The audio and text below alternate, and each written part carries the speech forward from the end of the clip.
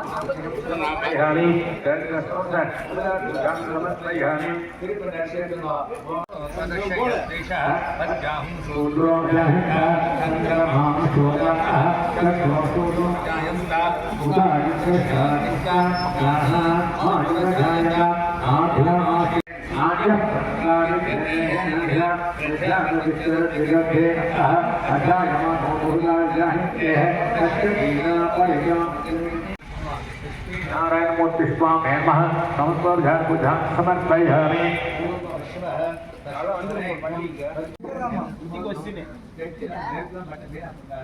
பெட்டி எடுத்து